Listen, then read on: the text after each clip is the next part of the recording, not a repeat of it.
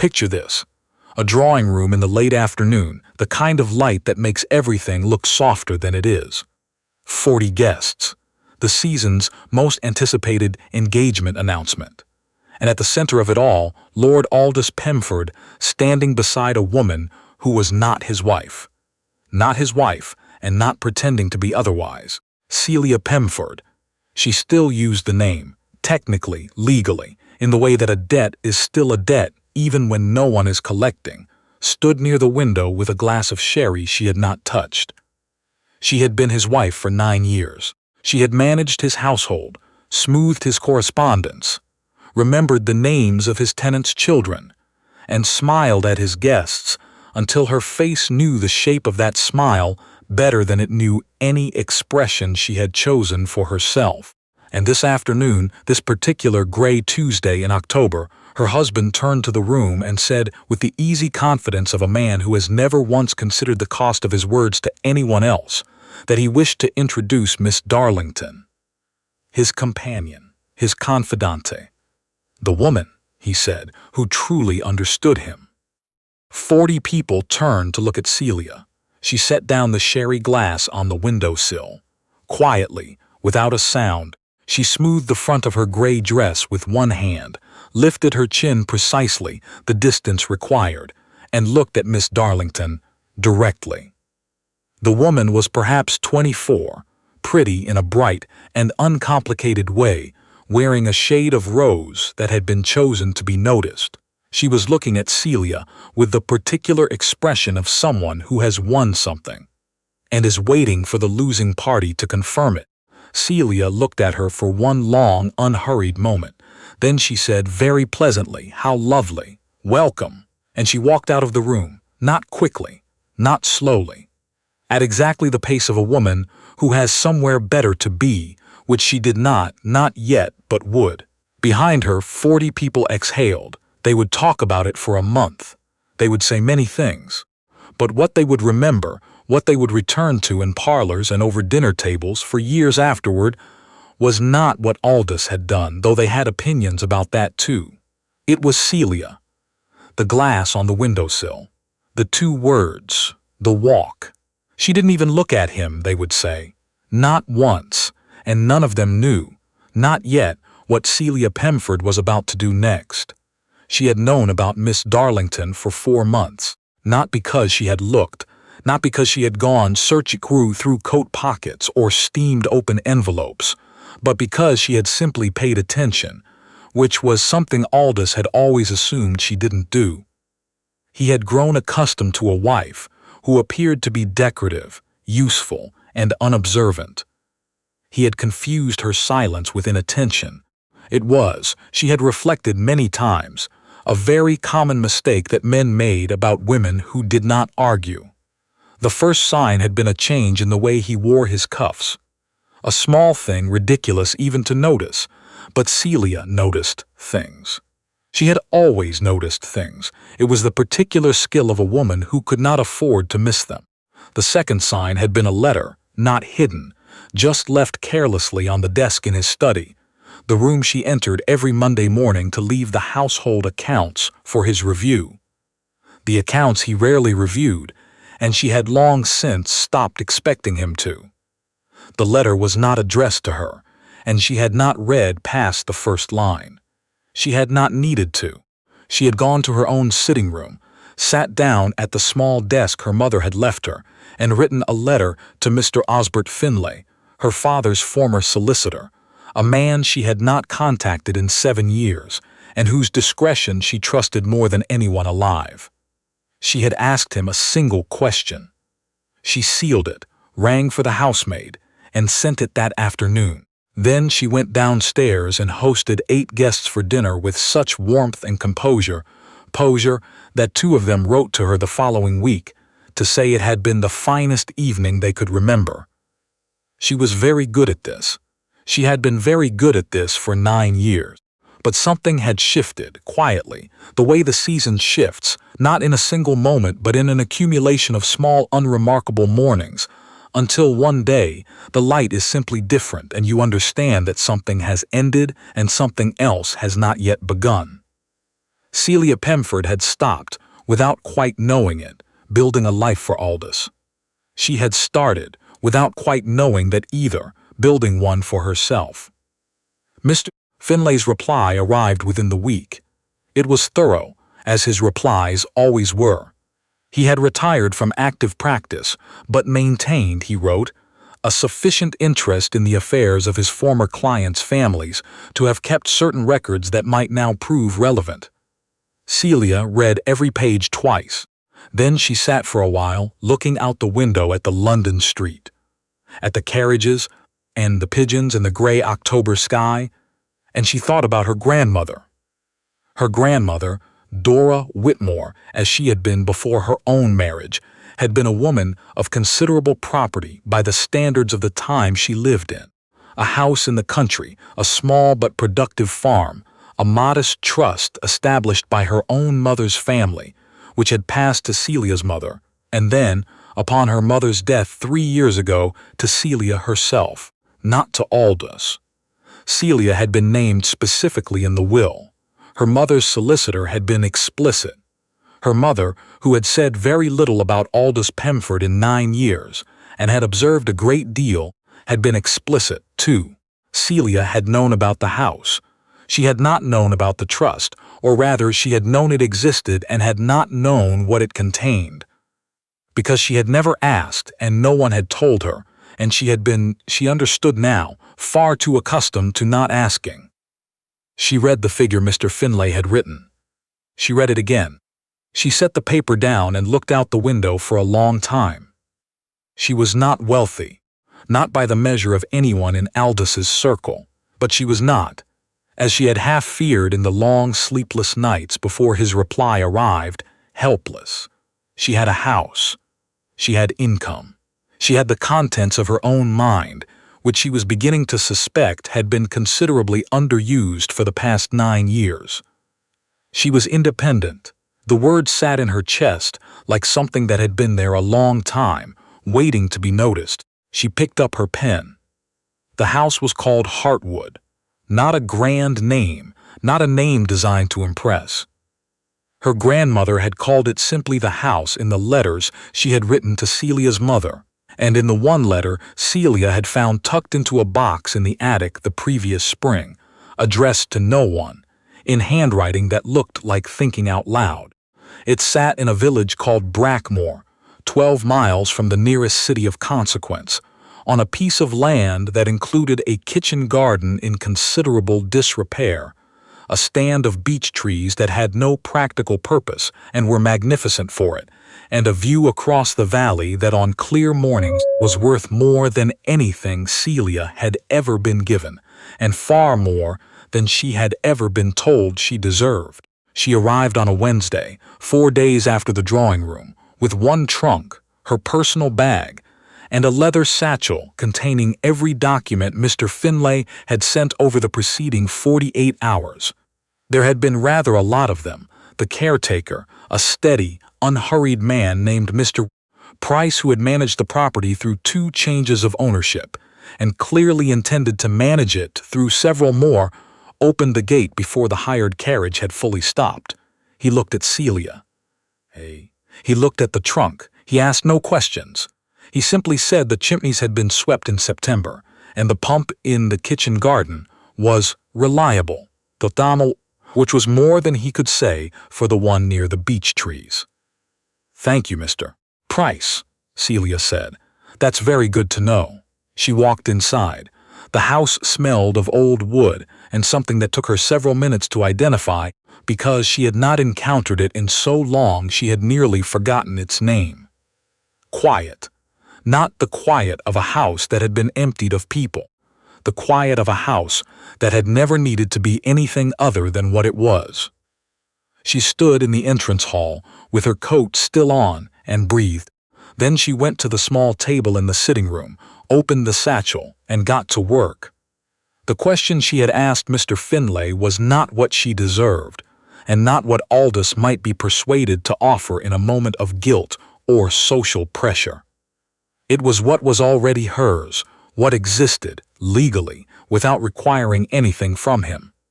The answer had taken 6 pages to explain properly, and she had read every one of them. The first visitor came 3 days later.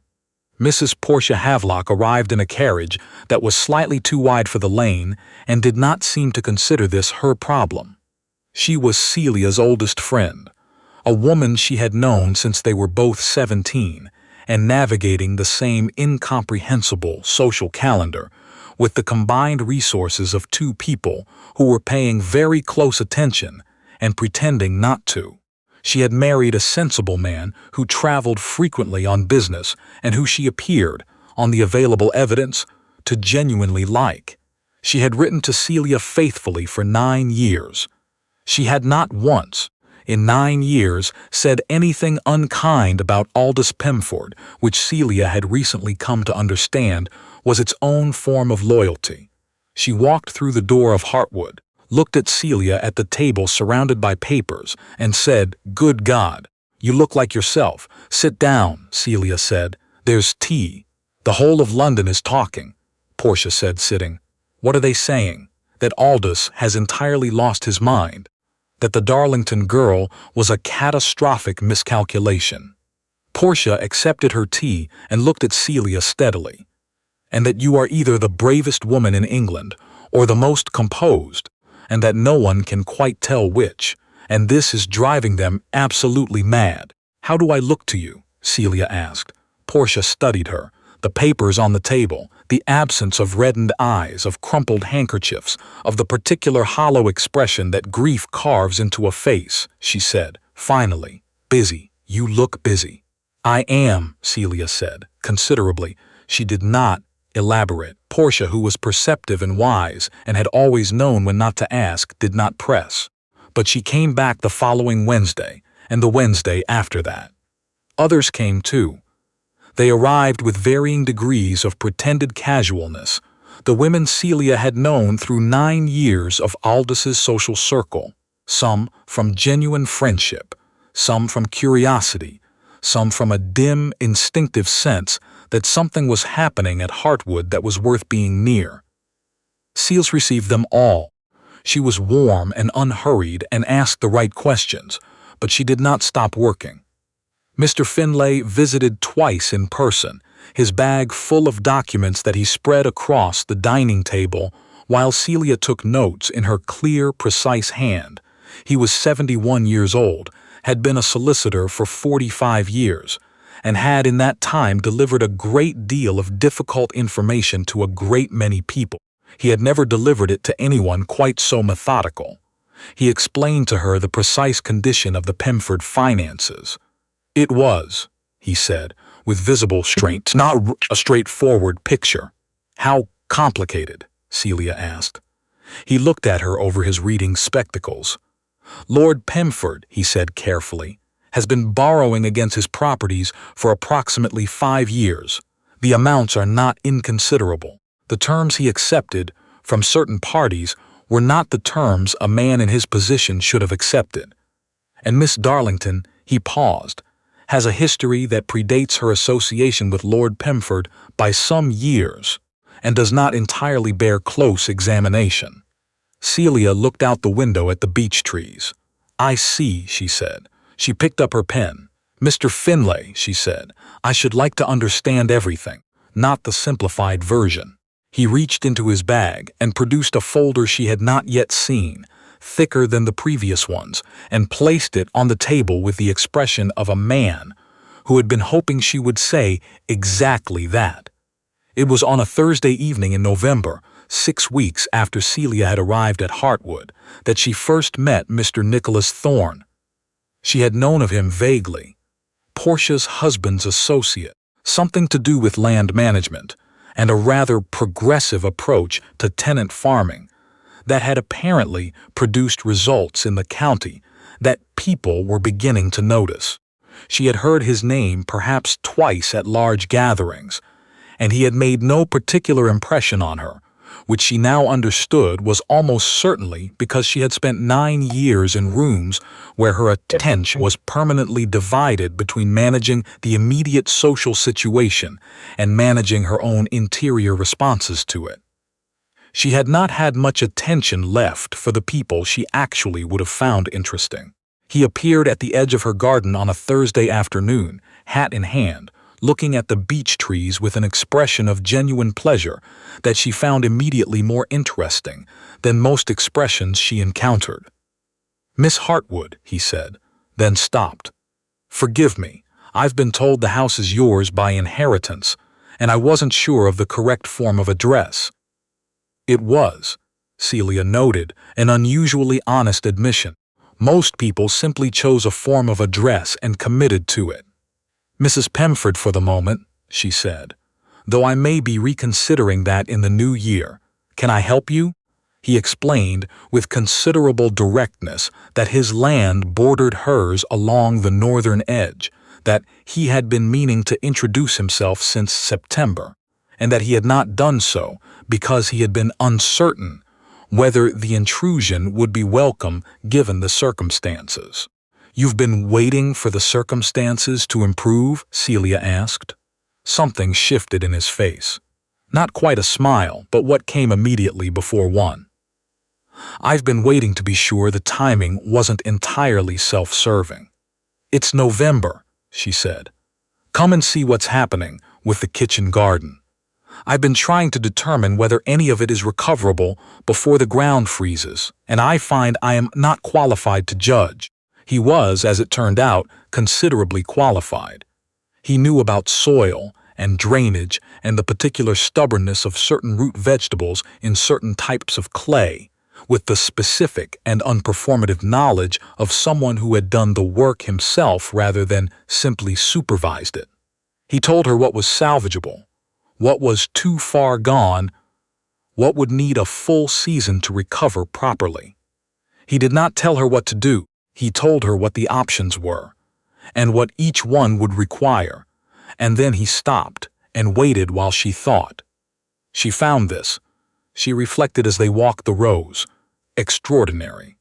She could not remember when she had last been given the time to think. When he left, she watched him go along the northern hedge, and thought that she could not recall when a conversation had left her feeling more like herself, more like the person she had been before 9 years of performing competence for an audience that did not notice it. She went inside. On the table, Mr. Finlay's papers were waiting. She sat down and picked up her pen. From the Pemford house in London, 40 miles away, a letter was already being prepared. Aldis had heard where she was. Aldis Pemford had never in the 38 years of his life been required to wait for something he had decided he wanted. This was not cruelty, precisely. It was the specific condition of a man who had been arranged around since birth, who had grown up in a world that anticipated his preferences and cleared his path, and who had come to interpret this as simply the natural order, a reflection of who he was rather than of what had been done for him. He arrived at Hartwood on a Friday without sending word. This was intentional. He had expected to find her unprepared, undone perhaps, sitting in a darkened room waiting for rescue.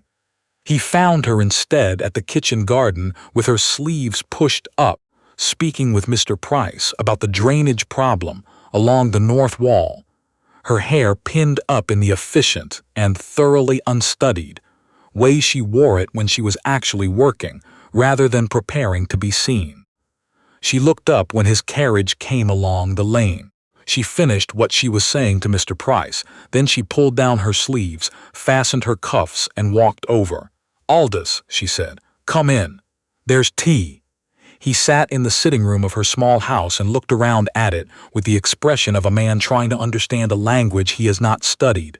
"You've settled in," he said. "It's my house." Celia said, pleasantly, "Yes, Celia." He set down his cup.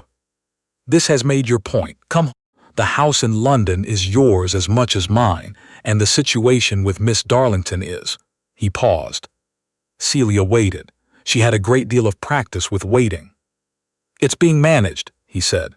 "I'm not sure what that means," Celia said, "but I should tell you it doesn't particularly matter to me. I'm not asking you to manage Miss Darlington or anyone else." He stared at her. "Then what are you asking?" "Nothing," she said simply. "That's rather what I'm telling you. I'm not asking for anything."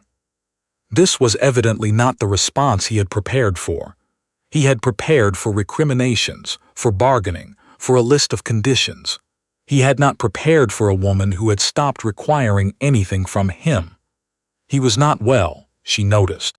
There were shadows under his eyes that had not been there when she last saw him with any attention, and something slightly unsteady about him that she recognized as the particular unsteadiness of a man who has been sleeping badly and drinking adequately and thinking insufficiently. She noted this without satisfaction and without pity, with the clear applying to everything lately, with clear and the situation, he said again with Miss Darlington. "It's not what Aldis." Her voice was not unkind. She had worked to remove the unkindness from it, not for his sake, but for her own, because she had discovered that clarity and bitterness could not easily occupy the same space, and she preferred clarity. "I'm not asking about Miss Darlington. I'm not angry about Miss Darlington. I'm not anything about Miss Darlington. I am simply not coming back." He left 40 minutes later without having achieved anything he had come for. Celia watched the carriage go from the window of the sitting room. Then she turned back to her desk. She had not told him about Mr. Finlay.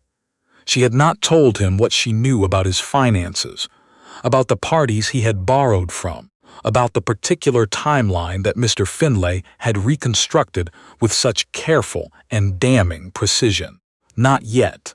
She had not decided yet what to do with what she knew, and she had learned in the past 6 weeks not to act before she had decided. The picture that had assembled itself across her dining table over the previous weeks was considerably worse than Mr. Finlay had initially indicated. It was not merely debt. It was the structure of the debt, and where it had come from, and for what purpose, and most importantly, what had become of it. Aldis had made a series of investments over the past 5 years, all of them badly conceived, several of them actively suspicious. The losses had been significant. Rather than address them with the economies available to a man of his position, he had borrowed against the estate, and then borrowed again to cover the cost of the first borrowing, and then, when that arrangement began to develop cracks, had borrowed from sources that a man of his title and reputation should never have approached at all. And then there was Miss Darlington. Mr. Finlay had been thorough about Miss Darlington, in the methodical way that he was thorough about everything. Her name before she had arrived in London some 3 years ago had not been Darlington. She had been born in a small city in Lincolnshire, the daughter of a tradesman of neither means nor particular reputation, and she had been moving steadily upward through successive social circles for the past several years, each circle a step higher than the last, each departure timed with a precision that suggested she understood exactly when a situation had been maximally exploited, and when to relocate before anyone began to examine the accounts too carefully. There had been 2 men before Aldis, a solicitor in Nottingham, who had, by the time Miss Darlington moved on, found his practice's reputation mysteriously damaged and a quantity of client funds mysteriously absent, though this last had never been conclusively proven, and a baronet in Yorkshire who had been separated from a significant portion of his investments, and his social standing before the association ended. Neither man was stupid. Both men had wanted, very badly, to believe something that was not true. Celia recognized this. She sat in the quiet of the sitting room with the fire going and the evening coming down across the valley, and she recognized it not with contempt, but with something closer to grief. For the waste of it, for the years, for the man Aldis might have been if he had ever been required to be accountable to anyone, including himself. So she allowed herself the length of 1 cup of tea to feel this. Then she opened the satchel and went back to work. It began to unravel publicly in December. These things always did, eventually. Information was structurally unstable in a social world built on it. It needed to move. It found its way out through the small gaps and the loose threads, and once it started, it did not stop. The first crack appeared at a dinner party hosted by Mrs. Aldis. Not her, the other Mrs. Aldis, as people had taken to saying with a certain relish. Hosted, that is, by a woman of considerable social standing who had decided, for reasons she did not share publicly but which were not difficult to understand, to ask a particular question of Miss Darlington at a table of 22 people. The question concerned a mutual acquaintance in Yorkshire, whether they had ever been introduced. Miss Darlington said she did not believe so. The woman at the head of the table arranged her cutlery and said how interesting, because he remembered her rather clearly. It was nothing, a question, a smile, a deflection. But the social world was a mechanism that ran precisely on this kind of fuel, and by the following morning the question had spread and attached itself to other questions that had been quietly accumulating for weeks. Who was she, exactly? Where had she come from? And what had happened to that baronet in Yorkshire? Aldis heard the whispers. He went to Miss Darlington, and she was plausible and warm and entirely reassuring, and for approximately 3 days he believed her. Then the letter arrived from his primary creditor. It was not a long letter. It informed him in the direct language of a man whose patience had been extended well past its natural limits, that the amount outstanding required immediate attention, and that if such attention was not forthcoming within 30 days, the matter would be placed in the hands of his legal representatives. Aldis read it twice. He poured himself a drink. He went to Miss Darlington and told her, because he had no one else to tell, which was a state of affairs he had not observed arriving, and was only now recognizing as complete. She listened. She was sympathetic. She was warm. She said she had a friend, a very well-connected gentleman from Montreal actually, who had expressed an interest in certain investment opportunities of the kind that might, with the right introduction, prove mutually beneficial. Aldis looked at her. Something shifted. Some small and specific thing, a recognition he had been refusing to approach for some time, arrived quietly and without announcement. "You want me to introduce you," he said slowly, "to a wealthy man."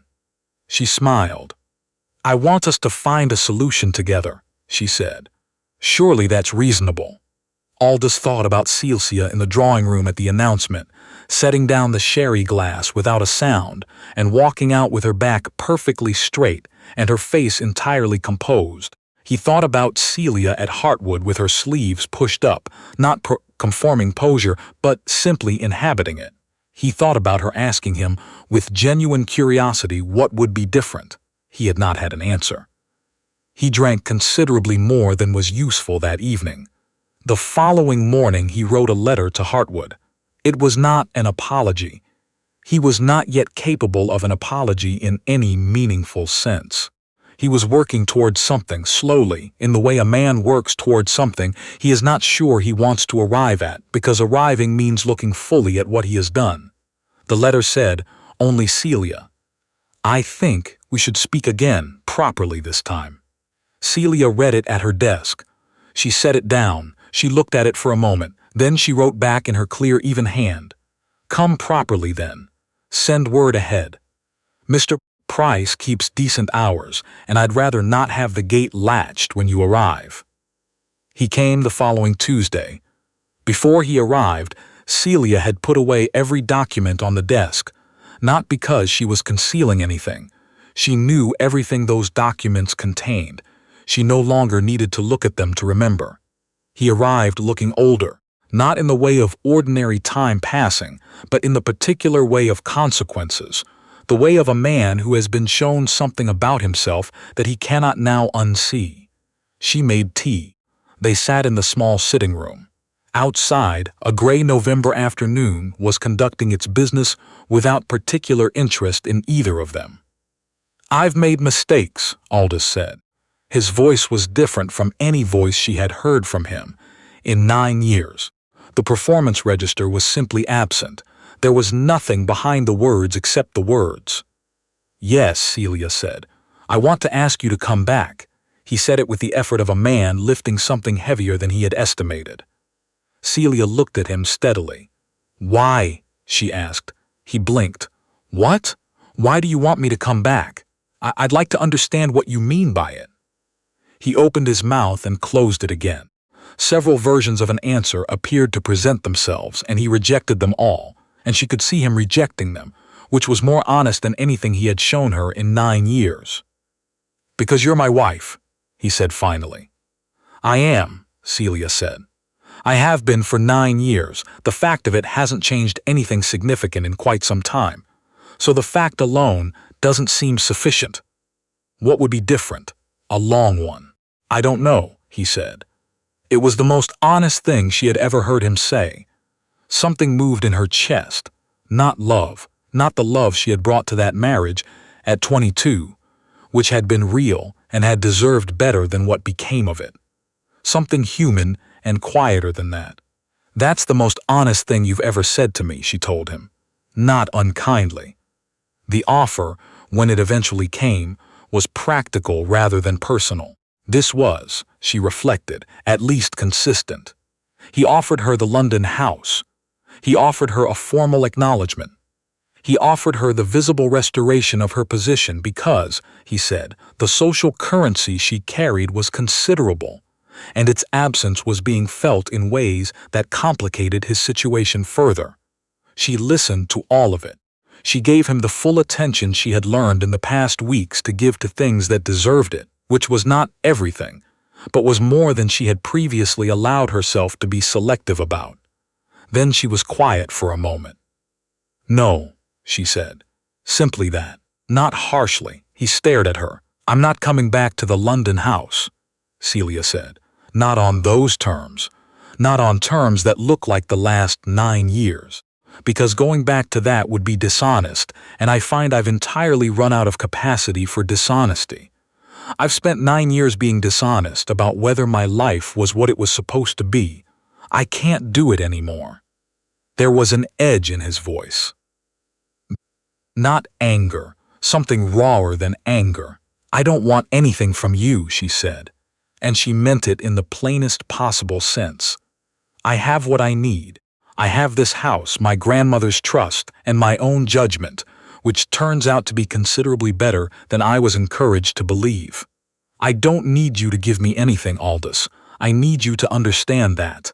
He sat across from her looking, for the first time she could remember, genuinely at a loss, actually experiencing it. "What happens to us?" he asked. "I don't know," Celia said honestly. "But whatever it is, it will be accurate. That's more than we've had in a long time." He was in the lane waiting for his carriage when Mr. Nicholas Thorne appeared at the northern gate, returning from his afternoon survey of the drainage situation along the shared property boundary, which had been causing problems on both sides, and which he had been addressing methodically and without drama for the past 3 weeks. The two men looked at each other across the lane.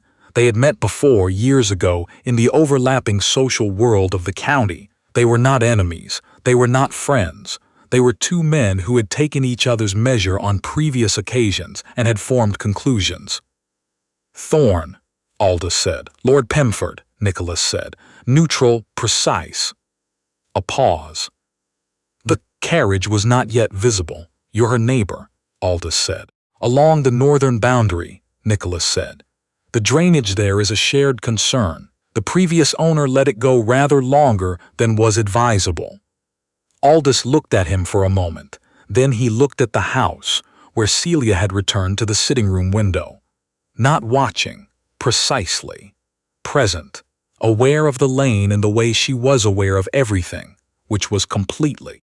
Aldis Pemford, who had moved through the world for 38 years with the easy confidence of a man who had never been required to account for himself to anyone, felt, standing in a November lane outside his estranged wife's house, something he did not have a ready category for, something cold and specific and entirely deserved. The carriage without another word. He got in without another word.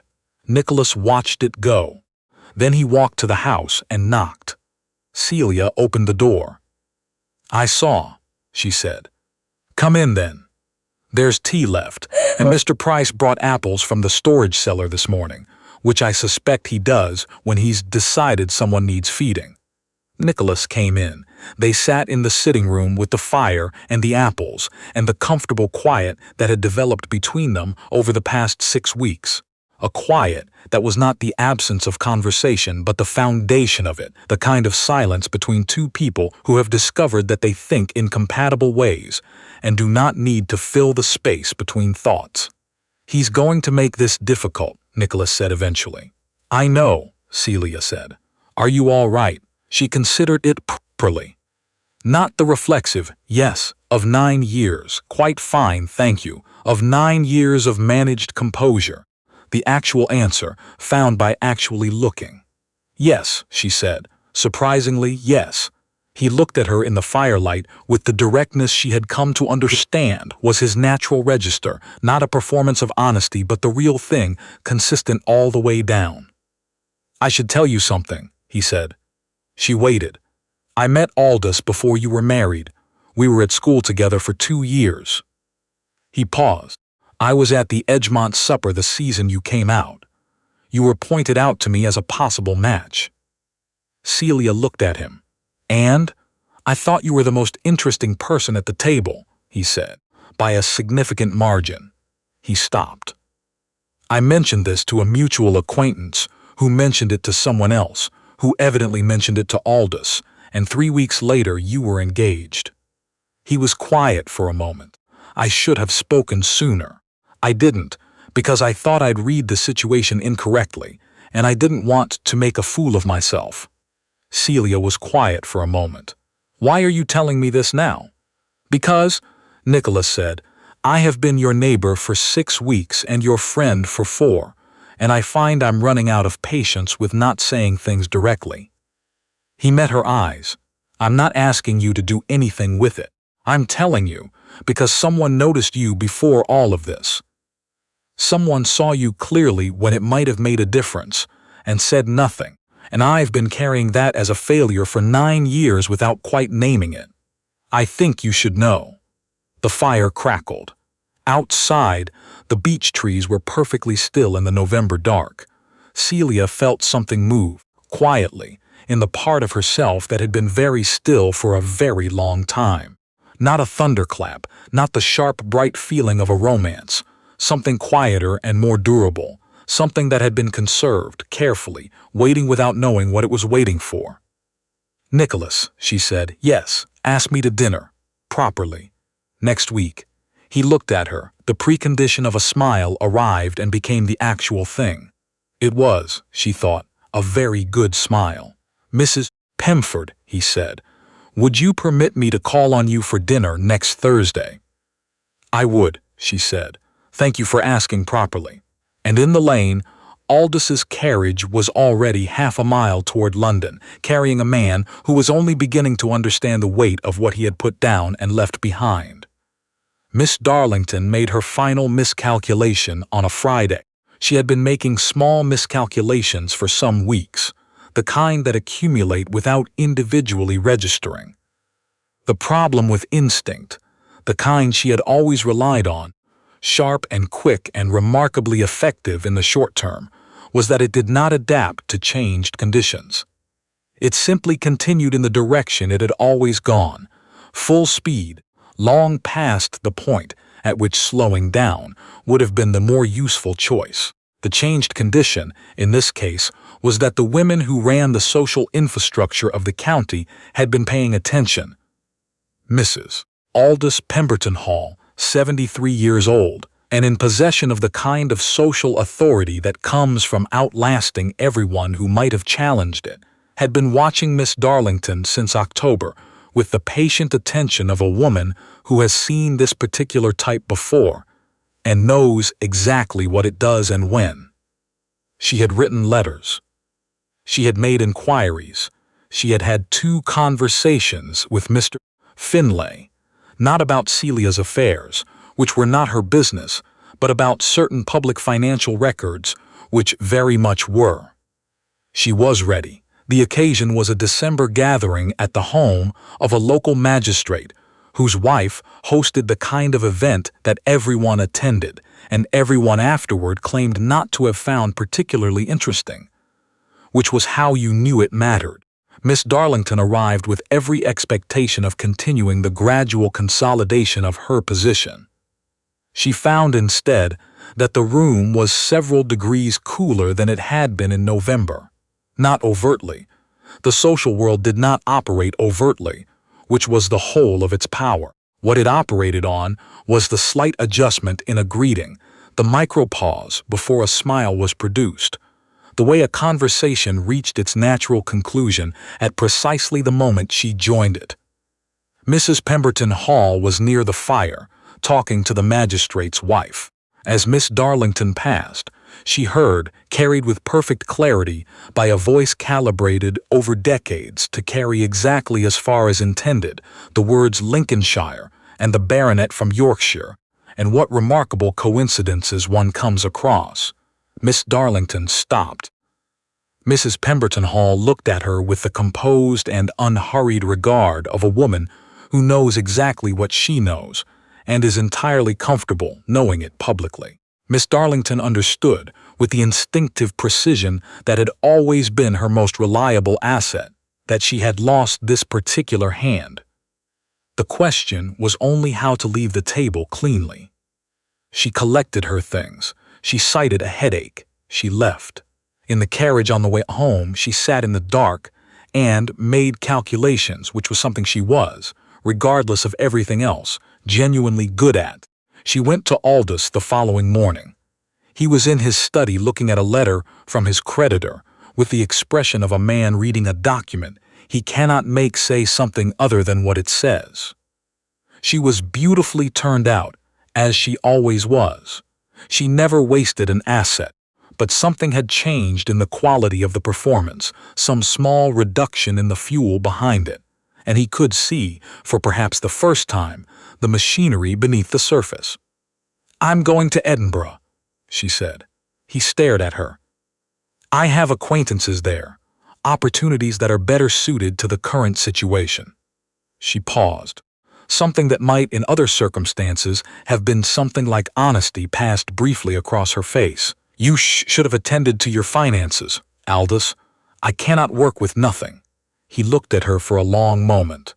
He thought about Celia asking him, in that clear and unhurried voice, why he wanted her back, what he meant by it, whether he had an answer that was actually an answer. "Goodbye," he said. She left, and Aldis Pemford sat in his study with the letter from his creditor and the fire burning low and the full unobstructed view of the past 5 years, and for the first time let himself see it without looking away. It was not a comfortable view, but it was the beginning, finally, of an accurate one. The letter arrived at Hartwood on a Saturday morning. Celia was at her desk, which was where she was most mornings now, though the work had changed in nature. Less about defense, more about construction, the difference between building a wall and building something worth living in. Agnes brought it in with the post on a small tray. Celia recognized Aldis's handwriting. She set aside what she had been reading and opened it. It was 4 pages. His handwriting, usually precise, ran slightly uneven in places, the penmanship of a man pressing harder than usual. He did not offer excuses. He did not contextualize or justify. He described what he had done, what he had chosen, what he had taken for granted, with a specificity that told her he had been making himself look at it, fully, for some time before writing. He said he was sorry. He said he understood that this was insufficient. He said he was saying it anyway, because she deserved to hear it, even if it changed nothing that needed changing. And then, near the end, there was this: "I have spent 9 years looking in your direction without ever genuinely looking at you. I understand now what the difference was. The cost of that understanding is appropriate.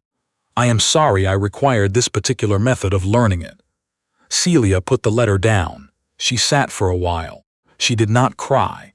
She had anticipated tears, had felt the potential of them and been prepared.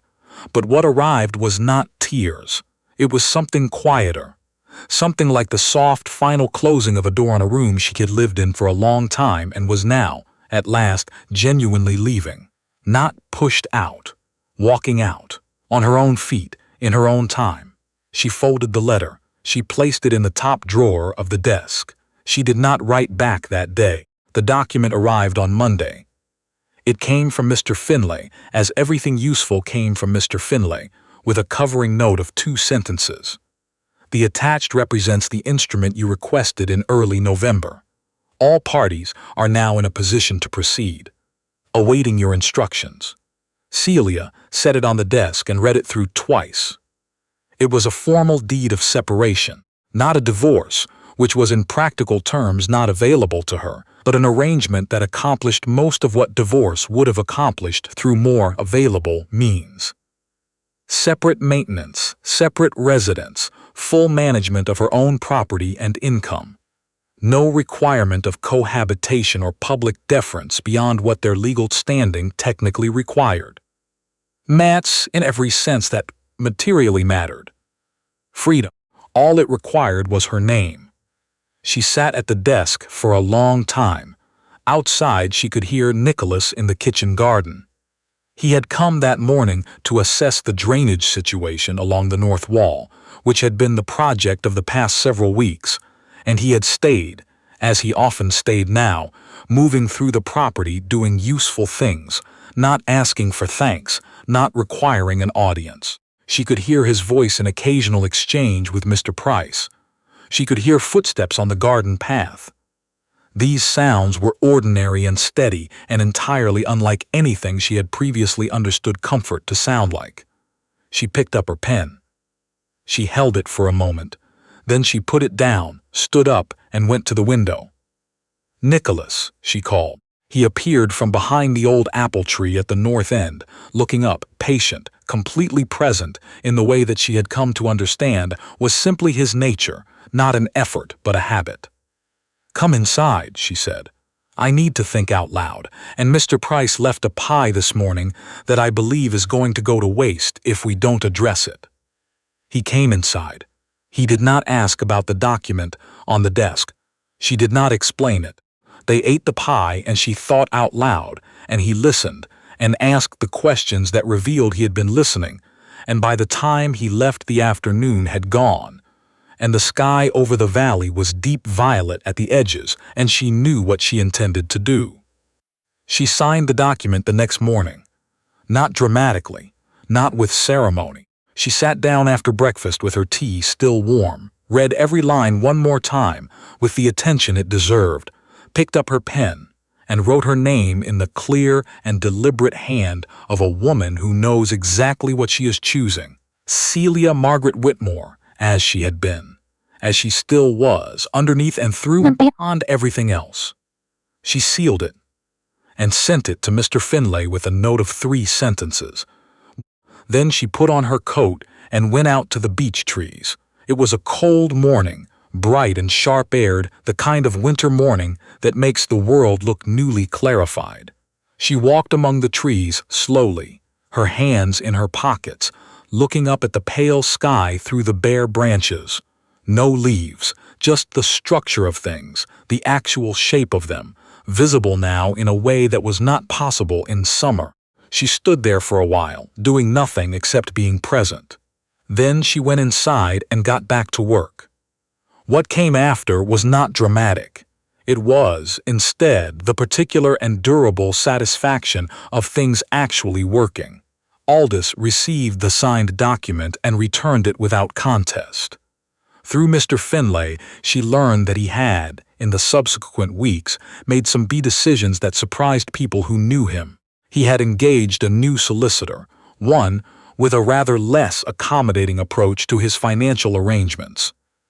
He had begun the deliberate work of addressing the debt, not by borrowing further, but by selling off, reducing, accounting.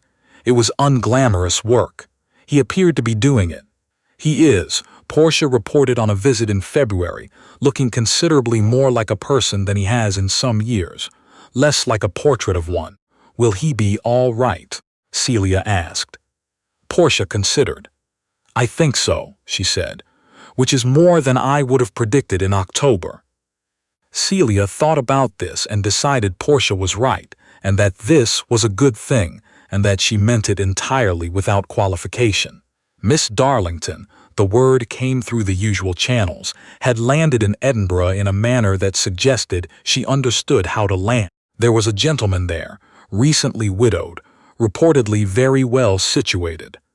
Someone who knew someone wrote to Portia, who mentioned it to Celia without commentary. Celia listened and thought briefly that she hoped the widow had a good solicitor, and moved on.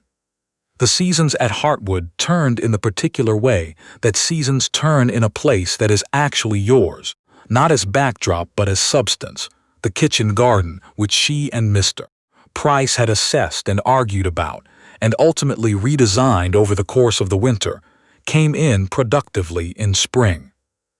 The north wall drainage problem was resolved, finally, by a solution that Nicholas had been proposing since November and that Celia had taken some weeks to be convinced by, and which worked considerably better than she had admitted she expected it to.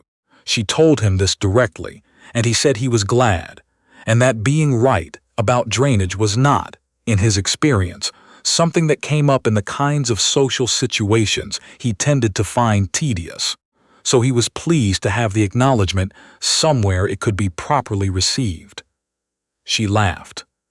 Not the calibrated social laugh of 9 years of dinners and assemblies. The actual one, arrived at without effort. It happened more often now. Nicholas asked her to marry him on a Tuesday morning in April. Standing in the kitchen garden in the pale spring sunshine, with mud on his boots and his hat in his hand, and the entirely characteristic directness of a man who has decided to say a thing and is saying it. He told her he loved her. He told her specifically what he meant by that, not in grand terms, but in the actual components of it, the way she thought, the precision of her attention, the specific quality of her laughter.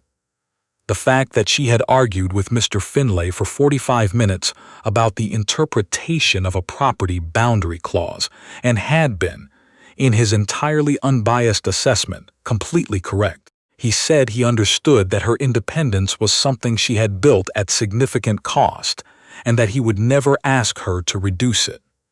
He said he was asking if she would like a partner, not a structure to fit herself inside, but someone beside her, with full knowledge of who she was and what she was doing, and the intention of being useful to it. Celia stood in her kitchen garden in April, with the new growth coming up around them, and looked at him for a long moment.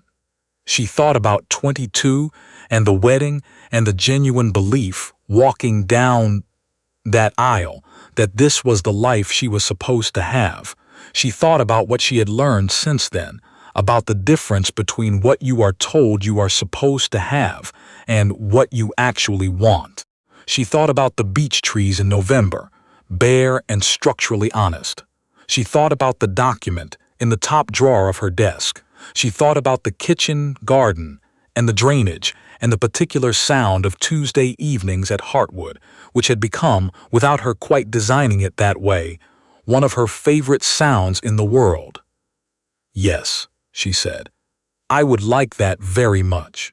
They were married in June, quietly, in the way that suited both of them, in the village church with the people who actually mattered, which turned out to be a smaller and considerably more genuine list than the one Celia had been managing for 9 years.